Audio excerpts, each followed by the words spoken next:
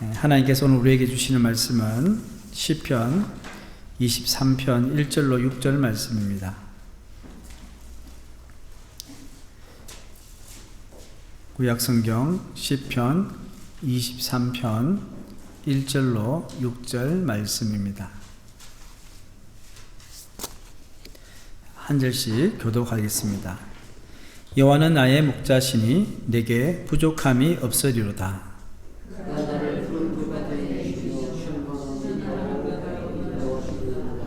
내 영혼을 소생시키시고 자기 이름을 위하여 의의 길로 인도하시는 도다.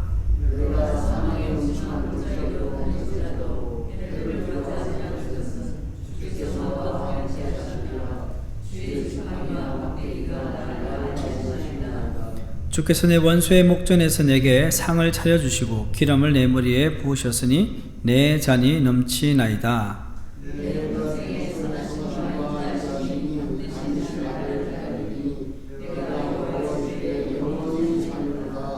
아멘. 할렐루야. 네. His story, 그분의 이야기, 이제 마지막 시간입니다.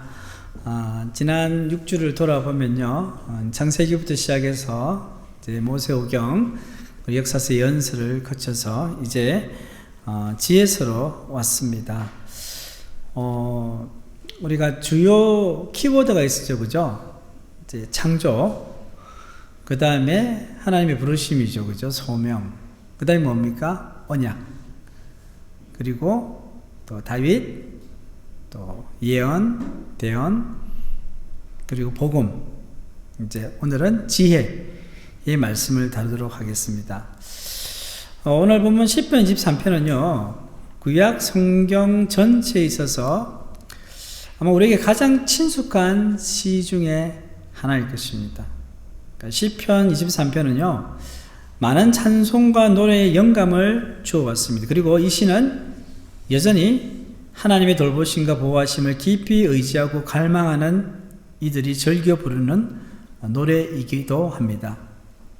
시편에는 이처럼 자기 백성을 돌보시고 인도하시는 하나님을 노래하는 시가 많습니다.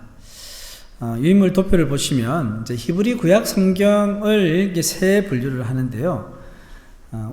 이 분류는 히브리 원어로 되어 있는 성경의 분류입니다.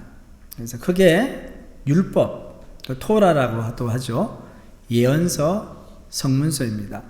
율법은 모세오경을 이야기하고요. 예언서는요, 전기 예언서, 후기 예언서를 이야기하는데, 전기 예언서는요, 흔히 우리가 알고 있는 역사서를 이야기하고, 후기 예언서는 우리가 알고 있는 예언서를 말합니다. 성문서에는요, 시문서와 지혜서가 있는데, 시문서에는 시편과 아가, 그 다음에 지혜서에는 잠언, 욥기, 전도서 이렇게 되어 있습니다. 그래서 오늘은 시편과 지혜서를 중심으로 이제 말씀을 나누겠습니다. 먼저 시편을 보시면, 시편은 이제 구약의 이스라엘이 하나님을 예배할 때 부르던 노래들을 편집한 모음집이라고 할 수 있습니다. 그래서 총 5권으로 정리되어 있습니다. 시편을 읽어보시면 1권, 2권 나오잖아요. 그죠? 그렇게 묶어져 있고요. 오늘 우리가 이제 사용하는 이제 찬송가 모음집에 있는 찬양과 노래들처럼 이 시편들도요, 다양한 저자들이 여러 다른 상황의 삶 속에서, 삶의 상황에서 기록했습니다. 그렇게 저자들이 다양하죠. 물론 다윗이 많은 시를 지었죠. 그래서 이제 이 시편의 특징을 크게 세 가지로 한번 나눠보겠습니다. 첫 번째는 뭐냐면, 이 시편은요, 은유적인 표현을 사용하고 있습니다. 자, 여러분들 예언자들도 우리가 예언서를 볼 때 은유법을 썼잖아요, 그죠? 썼는데 시편 기자들도 생생한 비유와 이미지를 즐겨 사용했어요. 종종 단 하나의 이미지 있잖아요. 이 이미지는 그림이 있잖아요. 이 이미지가 상상력을 자극하는 경우가 많습니다. 그래서 강렬한, 답은 뭐냐면 은유예요, 은유. 강렬한 은유는 천마디 말보다 더 강력할 수 있습니다.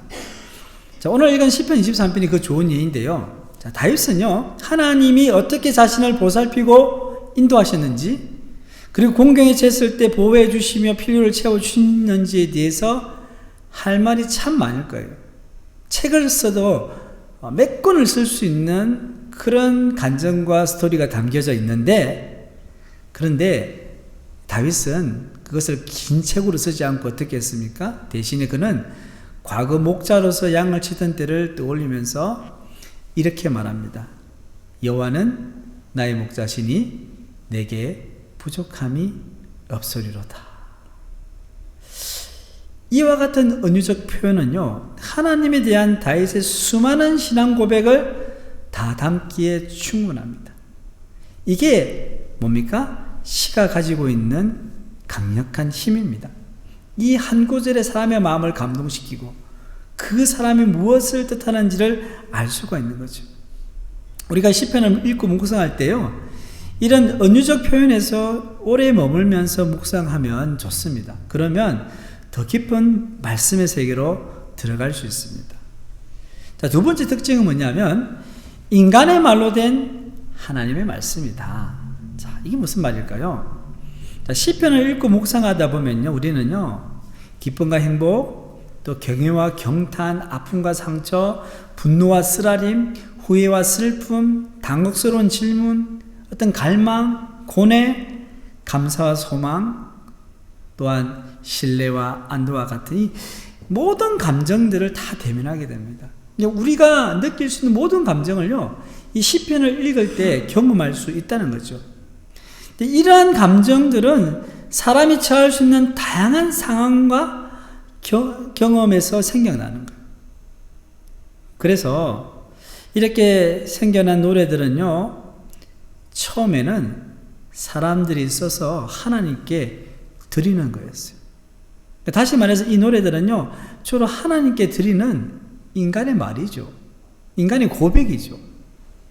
그런데 어떻게 성경이 될 수 있었을까요? 여러분, 이런 말 들어보셨을 거예요. 물리적 변화, 그죠? 화학적 변화. 여러분, 나무 판대기 큰 게 있고 판이 있고 나무 막대기가 4개가 있어요. 이걸 탁 붙이면 뭐가 될까요? 예, 탁자가 되겠죠. 그죠? 그죠? 이게 물리적 변화예요. 밀가루 1kg이 있고 물 100g이 있어요. 그걸 다 섞어서 만들면 뭐가 됩니까? 바로 빵이 안 되는데. 그렇죠? 1.1kg의 밀가루 반죽이 되는 거예요. 이것도 물리적 변화예요. 자, 그렇다면 밀가루 1kg 플러스 10g의 이스트를 이제 반죽을 합니다. 자, 이제 시간을 두고 기다리면 어떻게 부풀어 오르죠. 그걸 불로 가열합니다. 오븐에서. 그럼 어떻게 됩니까? 향 같은 냄새가 나는 빵이 만들어집니다. 자, 밀가루가 없어졌나요? 아니죠. 근데 밀가루는 없어요. 사실 밀가루가 빵으로 변화된 것입니다. 그냥 밀가루로 있을 때와 완전히 다른 존재로 변화된 것입니다. 이걸 뭐라고 하냐면 화학적 변화라고 합니다. 그러니까 물리적 변화와 화학적 변화가 있다면 어떤 변화가 있을까요? 영적인 변화가 있습니다. 영적인 변화는요, 화학적 변화보다 훨씬 더 깊고 심오하고 근본적인 변화를 말합니다. 그러니까 시편을 보면 그렇습니다. 밀가루와 같은, 자, 우리 삶의 눈물, 살아가다 보면 눈물 흘리는 일 많잖아요. 절망스러운 두려움, 불안, 긴장, 막 이런 이 삶의 재료들이 합쳐졌어요. 하나님의 손에서 하나님 앞에서 신비한 형식으로 발효가 되고 영적 발효를 하죠. 구워져서 향같은 빵이 되듯이 찬양과 기쁨과 감사로, 그리고 온 세상을 향한 하나님의 비전, 또 하나님을 향한 견고한 확신으로 변화되는 것을 말합니다. 이걸 영적 변화라고 우리는 말할 수 있습니다. 바로 이런 영적 변화의 과정이요, 어디에 있다고요? 시편에 기록되어 있다는 말씀입니다. 그래서 시편은 선지자를 통해 주어진 하나님의 말씀은 아닙니다. 아니지만 믿음의 사람들의 삶을 통해서 고백과 어떤 분투를 통해서요, 밀가루가 발효되어서 구워지는 변화의 과정처럼 하나님께서 개입하시고 인도하시는다는 면에서 성령의 감동을 받은 하나님의 말씀이라고 할 수 있다는 것이죠. 그래서 우리가 시편을 하나님의 말씀으로 읽고 우리가 묵상을 하는 것입니다. 자, 거기에 유언밀에 보시면 시편은 우리에게 하나님의 말씀으로 다가옵니다. 왜 그럴까요? 하나님이 시편에 가득한 감정과 경험들에 깊이 어떻게 하셨다고요? 개입하셨기 때문에. 이 말은 시편 기자들의 고백 가운데 하나님께서 함께 하셨다는 말입니다.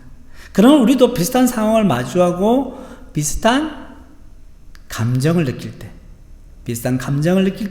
이 시편들을 읽고 부르는 행위를 통해 하나님께서 우리에게 하시는 무엇을요? 말씀을 들을 수 있습니다. 자, 그래서 우리는 시편을 자주 읽고 묵상할 필요가 있습니다. 자, 여러분 선지서나 예언서, 역사서를 이렇게 읽어보면요, 3인칭으로 서술이 됩니다. 보통요. 이게 스토리이기 때문에. 근데 시편은요, 대부분이 1인칭으로 서술이 많이 되어 있어요. 예를 들면 오늘 시편 23편 1절 말씀이죠. 여호와는 나의 목자시니 내게 부족함이 없으리로다. 시편 43편 1절은 이렇게 이야기합니다. 여호와여 내 기도를 들으시며 내 간구의 귀를 기울이시고. 이런 식으로 시편의 내용들은요, 1인칭 중심으로 이렇게 고백하듯이 기록되어 있고 노래하고 있습니다. 성도 여러분, 시편이 1인칭이라서 좋은 거예요. 우리한테 좋은 거예요. 왜냐하면 그대로 읽으면요, 나의 고백이 되고 나의 기도가 될 수 있기 때문입니다. 여러분 시편 18편 1절 말씀 여러분들 아실 거예요. 나의 힘이 되신 여호와여 내가 주를 사랑하나이다. 나의 힘이 되신 여호와여 내가 주를 사랑하나이다. 이 말씀을요 반복해서 읽다 보면요 어떻게 될까요? 처음에는 맹숭맹숭할 거예요. 진짜 하나님이 나의 힘이 되시나? 내가 하나님을 사랑하나? 근데 이 말씀을 자꾸 읽고 묵상하고 하다 보면, 반복하다 보면 나도 모르는 사이에 하나님께 사랑의 고백을 하는 자신의 모습을 발견할 수 있다는 것이죠. 그래서 시편은요 하나님이 우리에게 주신 특별한 선물이라고 말할 수 있는 거예요. 이 말씀을 그냥 여러분들 소리 내어 읽는 것도 좋아요. 그래서 우리가 특히 시편의 이 시를 가지고 이제 작곡자들이 참 노래를 많이 지었어요. 근데 그걸 이제 노래로 부르는 걸 계속 반복해서 부를 수 있도록, 되뇌릴 수 있도록. 자, 시편을 읽고 기도하다 보면 내 눈물, 내 고민이요 하나님께 중요하다는 생각이 드는 거예요. 여러분, 하나님께서 우리의 작은 신음, 우리의 작은 관심에 대해서 어떻게 생각하실까요? 아이고, 그걸 가지고 너 그렇게 고민하니? 이렇게 말씀하실까요? 그렇지 않아요. 시편을 읽어보면 그렇지 않아요. 시편 기자들의 그 고백, 그 노래를 보면요, 정말 작은 것까지, 작은 신음까지 다 이야기해 올려드리는 거예요. 그래서 하나님은 이 시편을 통해서 하나님 당신의 그 섬세하심과 그 사랑을 보여주고 있습니다. 그래서 우리가 힘들고 어려운 상황에서 말씀을 붙잡아야 하는데, 이런 면에서는요 시편의 말씀이 우리에게 큰 도움이 되는 겁니다. 그래서 기도가 잘 안 될 때 여러분들 시편 말씀을 이렇게 찾아서 읽으세요. 읽다가 여러분들 은혜 받은 시편을 딱 체크를 해놓고요 또 돌아가서 읽어보는 거예요. 그걸 가지고 기도하는 거예요. 그 말씀을 되새기면서. 세 번째 특징은 뭐냐면 애가와 항의의 노래, 이게 항의하다, 저항하다 할 때 항의의 노래로서의 시편입니다. 이런 시편들은요 고통과 아픔으로 부르짖다가도 어떻게 됩니까? 하나님 힘듭니다, 도와주세요 막 하다가 소망과 신뢰를 표현하거나 구원을 기대하고 새로운 마음으로 하나님을 찬양하는 국면. 너무 하나님께만 땡깡 부르고 원망하고 하나님 이럴 수 있습니까? 언제까지 기다려야 됩니까? 막 이렇게 하다가 나중에는 하나님을 찬양하는 쪽으로 승화되는 내용이 있는데 시편 13편 1절에서 6절 말씀이 그런 내용입니다. 우리 교독하겠습니다. 제가 먼저 1절 읽겠습니다. 여호와여 어느 때까지나이까 나를 영원히 잊으시나이까 주의 일구를 나에게서 어느 때까지 숨기겠나이까.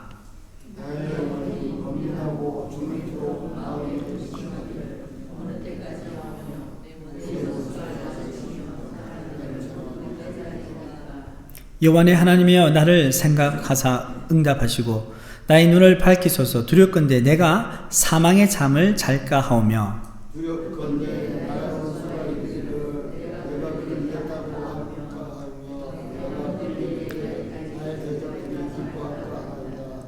나는 오직 주의 사랑을 의지하였사오니 나의 마음은 주의 구원을 기뻐하리이다. 내가 여호와를 찬송하리니 이는 주께서 나의 은덕을 베푸심이로다. 아멘. 자, 1절하고 6절은 완전히 다르죠. 분위기가. 그죠? 이렇게 우리가 시편을 통해서 하나님께 항의도 하지만요, 결국은 하나님, 이 시편의 찬양을 통해서 하나님을 찬양하는 국면으로 넘어가게 되죠. 성도 여러분, 이제 시편에 포함된 노래의 3분의 2 정도는요, 이러한 애통의 마음으로 부르는 노래들이 많아요. 사소하지만 놀라운 사실 하나가 있는데 그것은 뭐냐면 히브리 성경에서 이제 시편이라는 책 표제에 보면 찬양이란 표제가 많아요. 무슨 찬양한다 하는데 그 찬양 중에서 가장 많은 부분이 실제는 무슨 내용이냐면 애가예요. 애가 탄식하는. 이는 언뜻 모순처럼 들릴지 모릅니다. 찬양한다 이런 거는 무슨 이런 식으로 조금 전에 읽었던 말씀처럼 그런 식으로 하는 거예요. 왜일까요? 우리가 찬양한다면 보통요 행복하거나 기쁠 때 부르는 것으로 생각합니다. 그죠? 그래서 보통 찬양하면 이렇게 활짝 웃어야 된다라는 고정관념이 있죠. 사실 그렇지 않지 않습니까? 우리 찬양하다 눈물 흘리는 경우도 많잖아요. 그죠? 찬양하다가 막 내 죄가 생각나고 내가 잘못해서 회개하는 경우도 있고 너무 괴롭고 힘든 가운데서 하나님을 찬양할 때 또 그렇습니다. 그런데 이스라엘 백성들, 이스라엘이 이 찬양을 이야기할 때는요, 이게 가장 암울한 순간에도 그리고 그런 힘든 가운데서 우러러 나오는 것 또한 찬양이라고 우리는 시편을 통해서 알 수가 있습니다. 그래서 우리는 이제 거기에 유인물 보시면 여기서 우리는 찬양을 재정의해 볼 필요가 있습니다. 이스라엘에서 답은 찬양입니다. 찬양을 한다는 것은 하나님의 실제와 임재를 인식하는 것을 뜻했습니다. 찬양은 이스라엘의 하나님 여호와가 한 분이시고 유일하게 참되신 살아계신 하나님이심을 선언하는 것을 의미했습니다. 또한 찬양은 하나님의 성품을 묘사하고 하나님이 하신 일을 선포하는 것이었습니다. 그래서 이스라엘에게 있어서 찬양은요, 자신의 삶 전체를 하나님의 임재 가운데로 가져가는 것입니다. 좋은 일이 있든 나쁜 일이 있든 상관없이 내가 하나님을 찬양하는 거죠. 다시 말하면 찬양은 하나님께 감사를 표현하고 싶은 삶의 좋은 부분만이 아니라 이해하기 힘든 부분까지도 하나님께 가져가는 것을 말합니다. 자, 그러면 이제 지혜서로 넘어가겠습니다. 자, 지혜서를 넘어가면서 먼저 예레미야 18장 18절 말씀을 우리가 먼저 읽어보겠습니다. 시작.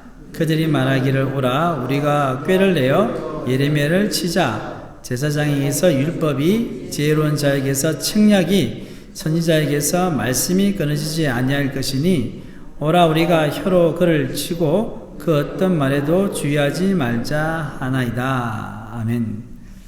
자, 이 지금 예레미야를 공격하는 말이죠. 그죠? 예레미야 선지자를. 이 말씀을 의역하면 이런 거예요. 예언자 하나 없어진다고 달라질 건 없다. 우리에게 필요한 가르침. 누가 가르칩니까? 제사장이죠. 제사장이 율법을 가르치고, 그리고 설교. 예언자가 예언하는 게 말씀이잖아요. 그러니까 우리에겐 제사장도 있고 예언자들이 얼마든지 있다. 이렇게 이야기하는 거예요. 그런데 거기 보시면 뭐가 있어요? 제사장에게 율법이 있고 지혜로운 자에게 뭐가 있어요? 책략이 있고 선지자에게 말씀이 있는데, 제사장, 선지자는 그동안 많이 들었잖아요. 그죠? 그럼 여기에 뭐가 나옵니까? 지혜로운 자라는 말이 나옵니다. 이 말씀은요, 구약시대 이스라엘 공동체를 영적으로 섬기는 전문가입니다. 전문가. 전문가 그룹들을 언급한 것입니다. 자, 율법의 전문가는 누굽니까? 제사장이고, 그 다음에 하나님께 직접 말씀을 받아 전하는 자는 예언자고, 그리고 지혜로운 자가 누구냐면 지혜자입니다. 지혜자.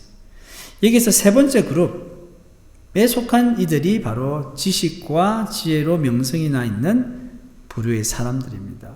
그러니까 이스라엘 공동체는 이 세 부류의 사람들이 이스라엘 공동체를 섬긴 거예요. 자, 사람들은요, 국가의 일이나 가정의 훈육 등 크고 작은 문제들에 대해서 지혜자들에게 조언을 구했습니다. 그래서 우리의 구약 성경에는요, 율법서, 그죠? 아까 이야기했죠? 토라, 제사장 그룹에 의해서, 그리고 예언서 있죠? 예언자 그룹에 의해서. 와 함께 뭐가 있어요? 이런 지혜로운 자들의 그룹에서 나온 책들이 포함되어 있다는 거예요. 이 책들을 우리는 뭐라고 합니까? 지혜서다 라고 하는데, 거기에 잠언과 욥기와 전도서 세 권이 포함되어 있는 겁니다. 자, 그럼 지혜서는 어떤 책인지 살펴보겠습니다. 자, 율법과 예언서가요, 그 유인물 보시면 특별히 하나님의 구속입니다. 구속을 받은 백성으로서의 이스라엘에게 주어진 것인 반면에 지혜서는요, 더 보편적이고 인간적인 측면을 갖고 있습니다. 쉽게 이야기하면 율법과 예언서는 딱 이스라엘 백성들을 위한 거예요. 그런데 지혜서는 이스라엘 백성을 초월해서 더 보편적인 인간적인 측면에서 이야기합니다. 자, 구약 신앙의 사실 본래는 어떻습니까? 세상 모든 민족의 구원을 위한 것이기 때문에 성도의 삶이 택함받은 백성으로서의 특별한 사명과 생활 방식, 이게 뭡니까? 이스라엘 백성들이 하나님께 택함받아서 세상의 제사장 나라로 세워주셨잖아요. 그러면 그 율법에 맞는 삶을 살아가는 것 맞아요. 근데 그뿐만 아니라 성경에는 뭘 이야기한다고요? 모든 인간에게 해당하는 지혜를 품고 있다는 거예요.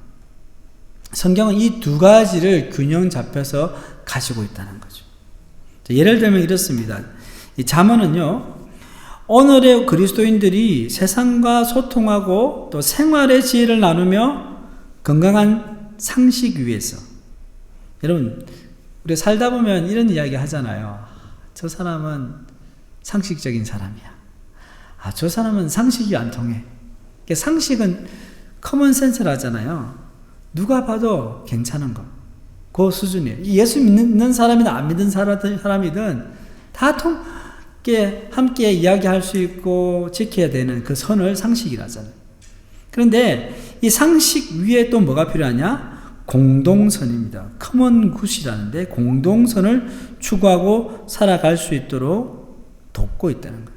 잠언이라는 것은요, 건강한 상식 그리고 공동선을 추구할 수 있도록 그렇게 살아갈 수 있도록 돕는 말씀이라는 거예요. 자, 하나님의 계시를 중심에 두지만 인간의 경험에서 나온 지혜를 배제하지 않다는 거예요. 잠언을 읽어보면 여호와 하나님 이야기를 쭉 해요. 그런데 그 내용들을 보면 누구나 들어도 공감이 되는 내용들이 많다는 거죠. 그러니까 지혜서는요, 이스라엘의 신앙이 자기 민족의 신앙 유산에만 배타적으로 집중하지 않고 열린 마음을 가지고 있다는 거예요.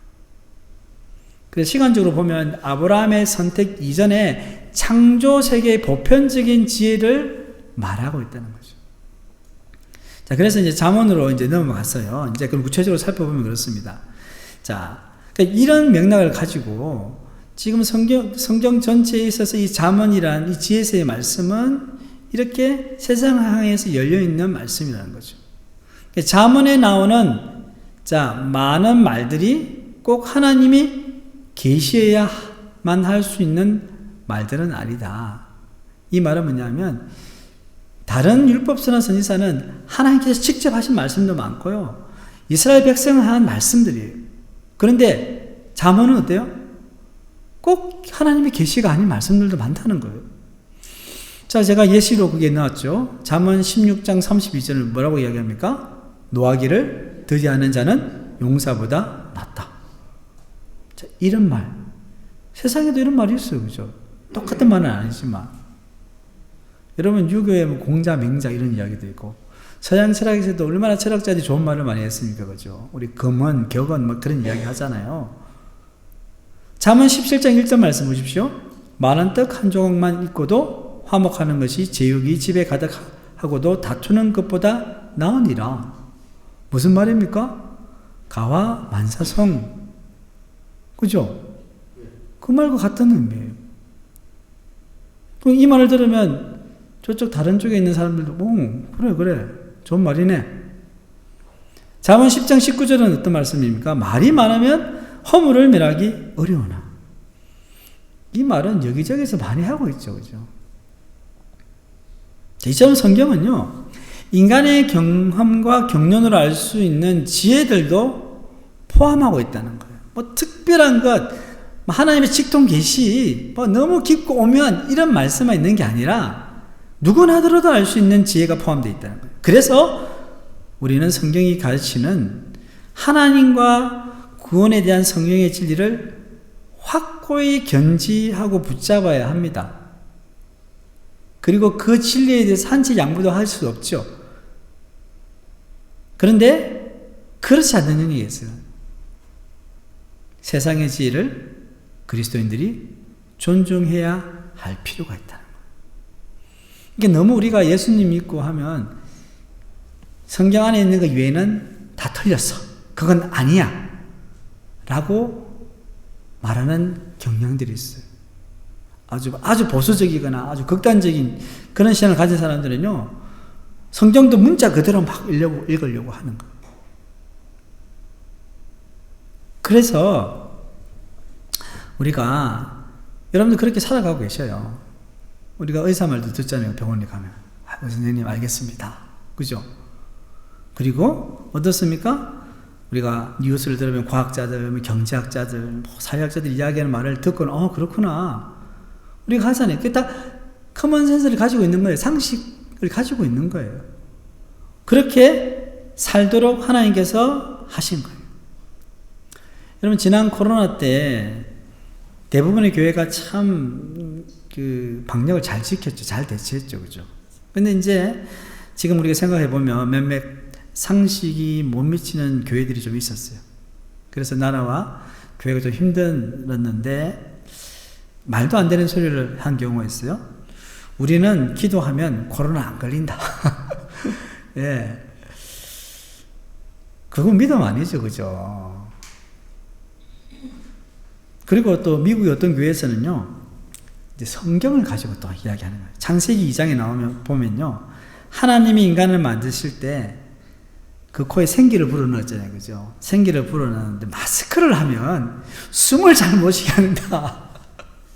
그래서 마스크 착용은 반성경적이다. 참 마스크 착용하면 안 된다는 거예요. 코로나 걸려서 막 지금 입원하고 있는데도 마스크 착용하는 거는 반성경적이다. 이것이야말로 비성경적인 거예요. 성경을 아무 데나 갖다 붙이는 거죠. 성경에 잠언이 있는 것은요, 세상의 지혜를, 이런 유임을 보십시오. 어떤 영역에서는 존중하라는 가르침이 함축되어 있는 것입니다. 그래서 그리스도인은 한쪽 면으로는 세상의 지혜의 유용성을 인정하고, 다른 한면으로는 그 한계를 보고, 세상의 지혜도 한계가 있잖아요. 그죠? 보고 어떻게 하라고요? 성경적인 세계관과 가치관을 적용할 수 있어야 합니다. 여러분, 우리가 상담을 받는다든지 재정 운영을 한다든지 자녀 교육을 한다든지 뭐 정치와 경제적인 상황들, 우리가 삶을 살아가는 라이프 스타일, 이런 것에요, 세상의 지혜를 부분적으로 배울 수 있어요. 우리가 차용할 수 있고 따를 수 있어요. 그리고 성경적인 가치관을 적용할 수 있는 믿음의 분별력이 필요한 것입니다. 항상 우리 신앙은요, 우리가 이 땅에 발을 딛고 살기 때문에요, 세상을 완전히 무시하고 살 수가 없는 거예요. 그래서 성경적인 명과 함께 세상의 지혜를 함께 붙잡고 가되 분별하면서 나아가야 한다는 말씀입니다. 자, 세 번째, 욥기와 전도서를 보겠습니다. 유명히 보시면 잠언은 대체로 권선징악을 이야기하고 하나님의 말씀대로 살면 복을 받을 것이라고 말합니다. 그런데 그렇게 살아도 복 받지 못하고, 말씀대로 살아가는데, 착하게 살아가는데 복 받지 못해요. 고난 가운데 탄식하는 인생을 사는 경우도 있습니다. 그래서 써진 책이 욥기와 전도서입니다. 자, 욥기는요, 복만 받아야 마땅할 선한 사람, 한 사람이, 그 사람이 욥이잖아요. 욥이 직면한 답은 고난의 문제와 실험합니다. 여러분, 욥기서를 쭉 읽어보셨죠? 그죠? 대부분은 이제 앞부분하고 뒷부분만 기억이 나고, 중간에 이제 한 4장부터는 뭐 이야기를 하는데 무슨 이야기인지 뭐 한마디로 이야기하면 친구들은 욥 보고 니 죄 지었으니까 고난 받는 거야, 이그 말이잖아요. 근데 욥은 뭐냐면 나 죄 안 지었어. 근데 그럴 만한 죄 안 지었어 하면서 계속 이제 서로 막 논쟁을 하는 이야기가 쭉 길게, 지루하게 펼쳐내는데, 그런데 전체를 보면은 진짜 한 편의 드라마 같죠, 그죠? 자, 정말로 하나님도 칭찬을 받고 의로운 사람. 그런데 그는 정말로 상상할 수 없는 최악의 재난을 당합니다. 재산 다 빼앗기고 사라지고 가족도 다 잃고요, 건강까지 다 잃었어요. 진짜 인간으로서 잃을 것은 싹 다 잃은 거예요. 목숨만 남아있는 상황이었어요. 그러면서 고통하는 모습을 욥기는 보여줍니다. 그래서 친구들이 하나같이 뭐라고 이야기합니까? 죄를 지었으니 고난 당하겠지. 다른 사람이 모르는 끔찍한 죄를 지었으면 틀림없어. 네가 우리한테 말 못하는 죄 있잖아. 계속 그 이야기 하는 거예요. 그런데 성경은 뭐라고 이야기합니까? 너희들 틀렸다. 하나님도 말씀하시죠.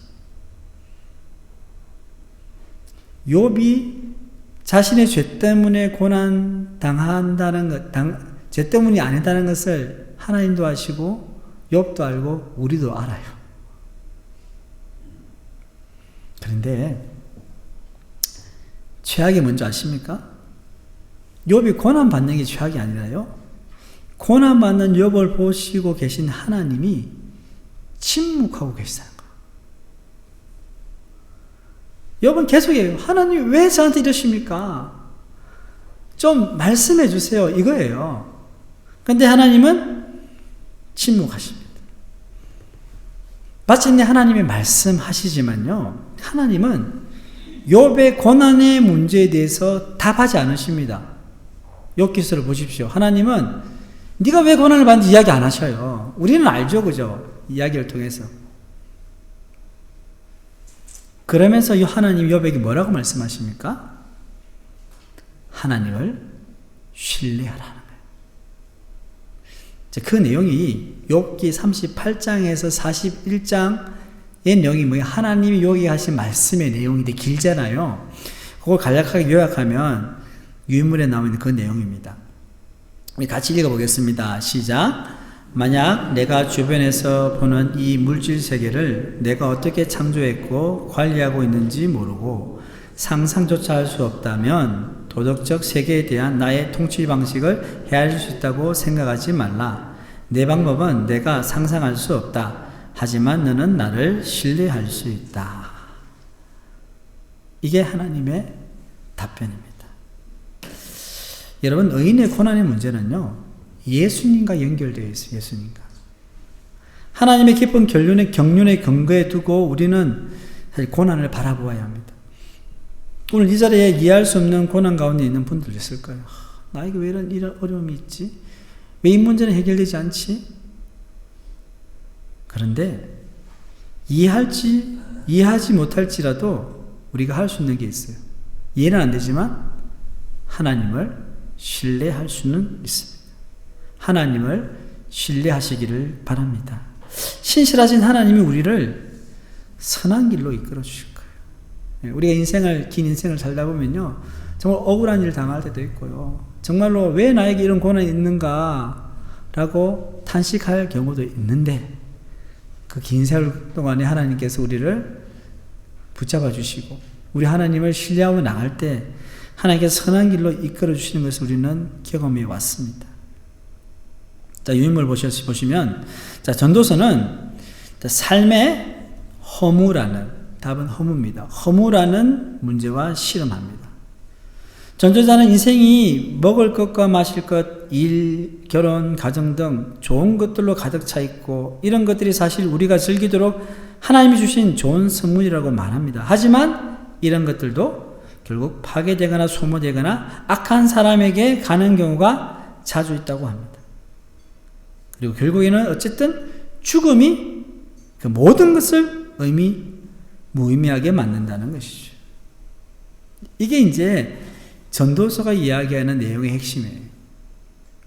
자, 이걸 보면, 전도자가 무신론자인가? 어떻게 너무 회의적이지 않냐? 사실 그렇지 않습니다. 그는 무신론자가 아니고요, 사실 그는 하나님이 세상을 책임지고 계시다 거듭 주장하고, 또 자신은 계속 하나님을 신뢰하고 있으며 다른 이들에게도 그렇게 하라고 말합니다. 전도서를 쭉 읽어보면. 하지만 세상에서 일어나는 일을 도저히 이해할 수 없고, 그것 때문에 너무 슬프고 암울하다는 거예요. 그래서 헛되고 헛되니 모든 것이 헛되더라고 전도자는 계속 이야기하죠. 그래서 욥기와 전도서는요, 우리에게 질문과 의심과 항의를 허용해 줍니다.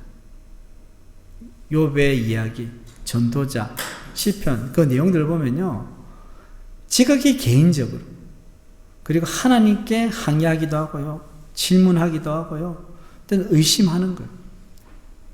이런 여지를 주는 거예요. 그러니까 우리가 신앙생활을 하면서 하나님 100% 믿고 살면 얼마나 좋겠습니까? 근데 그렇게 됩니까? 우리 인생이 그렇게 쉽습니까? 복잡하죠. 이해 안 되는 게 얼마나 많습니까? 그렇기 때문에 우리가 신앙생활 하면서 이렇게 질문하고 의심하고 항의할 수 있도록 하나님께서 허용해 주신 거예요. 그게 뭐냐? 욥기, 시편, 전도서입니다. 잠언도 그렇고. 그래서 우리는 위로를 받을 수 있습니다. 내가 하나님께 질문하고, 때로는 의심이 되고, 때로는 하나님을 원망하고 항의하는 것도 할 수 있다는 거죠. 자, 유인물 보시면, 그런데 지혜서는 분명 진리를 말하지만, 자, 그것은 온전한 진리는 아닙니다. 왜 그럴까요? 거기에는 세상에서 이야기하는 이야기들도 가득 차 있잖아요. 그러니까 이 둘의 차이가 있어요. 진리는 맞지만 온전한 진리가 아니다. 자, 전도서 저자는 우리가 신약 성경을 통해 지금 아는 것을 알 수 없었습니다. 우리가 알고 있는 내용을 알지 못해. 뭐냐면, 그는 하나님이 언젠가 직접 이 세상에 오실 것이라는 사실을 전혀 알지 못했습니다. 그런 면에서 전도자는 진리를 포함하지만, 전도서는 진리를 포함하지만 참 진리신, 자, 예수님입니다. 예수님이라는 안경을 통해 바라보아야 온전히 이해될 수 있습니다. 그렇기 때문에 우리는 성경 전체에 비추어, 즉 그리스도의 진리에 비춰서 지혜서를 읽어야 합니다. 그러니까 결국은 뭡니까? 우리가 구약을 제대로 이해하려면 신약의 복음, 예수 그리스도를 알고 봐야 되는 거예요. 지난주 이야기했죠. 바울 사도가 그것을 그렇게 구약시대의 바리새인들이 그 종이 누구인가, 주의 종이 누구인가 고민해도 몰랐어요. 근데 예수님을 보고 나니까 그게 이해가 되는 거예요.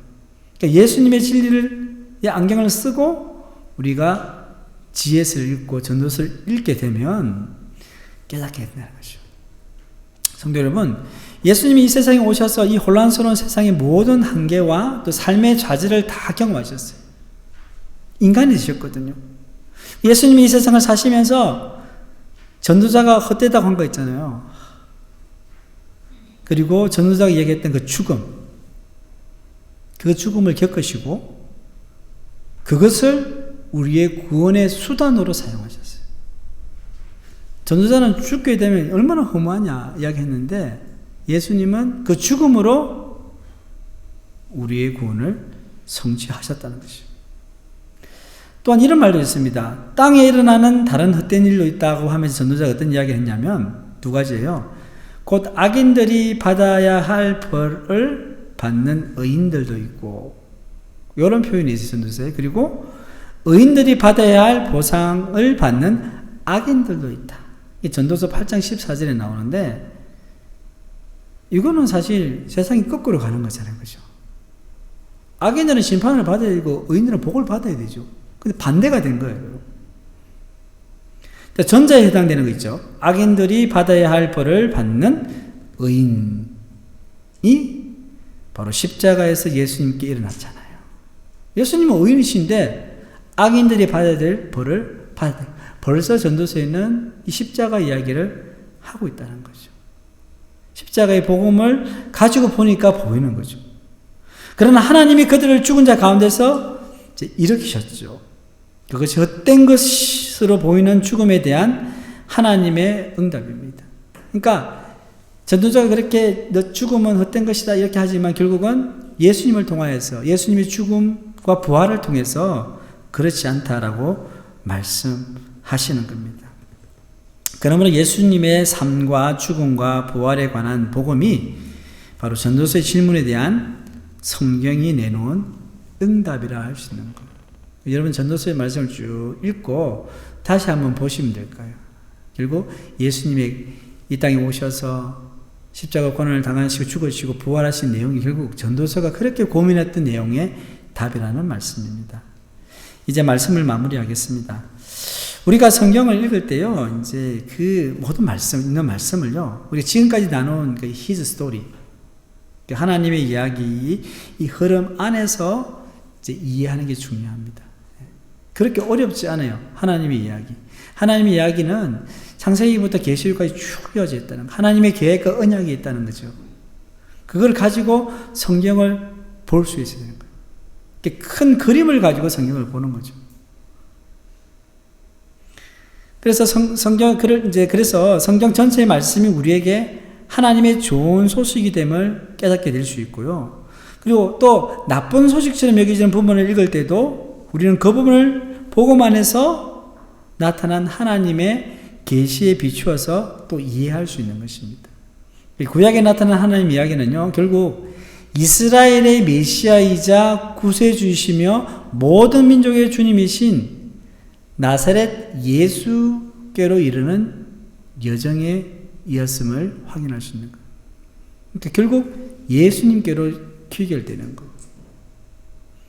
결국 우리는 구약 성경 이야기가요, 예수님의 이야기로 이어져서 요한계시록 22장 새하늘과 새 땅을 창조하신 하나님에 의해서 완성될 것이라는 것을 바라보게 됩니다. 그래서 이제 오늘 이렇게 이제 마무리하게 되는데요. 창조로부터 시작해서 하나님께서 부르시고 우리에게 언약을 주시고 그리고 그 가운데 말씀하시는 하나님 그리고 예언서 가운데 있는 그 복음, 그 복음이 결국 신약과 연결이 되지 않습니까? 그렇게 해서 나오는데 거기에 나와 있는 창세기 12장 2절에서 3절 말씀이 뭐냐면 하나님께서 아브라함을 부르시고 언약하시는 장면이죠. 그 말씀을 함께 읽음으로 마치도록 하겠습니다. 시작. 내가 너로 큰 민족을 이루고 내게 복을 주어 내 이름을 창대하게 하려니 너는 복이 될지라. 너를 축복하는 자에게는 내가 복을 내리고 너를 저주하는 자에게는 내가 저주하리니 땅의 모든 족속이 너로 말미암아 복을 얻을 것이라 하신지라. 아멘. 여기 제가 빨간 걸로 해놨죠. 너는 복이 될지라. 성도 여러분, 하나님은 이스라엘을 불러 세상에 복이 되길 원하셨어요. 이처럼 바로 저와 여러분을 불러서 세상에 복이 되길 원하십니다. 이 말씀은요, 신구약 성경을 관통하는 하나님의 언약이며 세상을 향하신 하나님의 뜻입니다. 이런 비전, 이런 하나님의 뜻을 붙잡고 살아가는, 또 이 세상 가운데 승리하는 삶을 사시는 모든 성도들 다 되시기를 주님의 이름으로 축원합니다. 하나님 아버지 감사합니다. 지난 7주 동안 His Story, 그분의 이야기, 하나님의 이야기를 가지고 함께 말씀을 배워왔습니다. 이 세상을 창조하실 때부터 하나님께서 놀라운 구원의 계획을 가지고 계셨습니다. 하나님, 우리를 사랑하시고 우리에게 복 주시기를 원하시는 주님, 아브라함을 부르시고 이스라엘 민족을 세우셔서 이 땅을 구원하시는 그 놀라운 계획이 예수 그리스도를 통하여서 이제 우리에게 전해졌습니다. 우리가 주의 복의 통로가 되기를 원합니다. 너는 복이 될지라 말씀하셨습니다. 우리가 각 가정에서, 우리의 삶의 현장에서, 이 세상 가운데서 그리스도의 복이 되게 하시고 그리스도의 사랑과 은혜를 나누며 그리스도의 복음을 전할 수 있는 저희들 다 될 수 있도록 주님 도와주시옵소서. 이 모든 말씀 우리 주 예수님의 이름으로 기도드립니다. 아멘.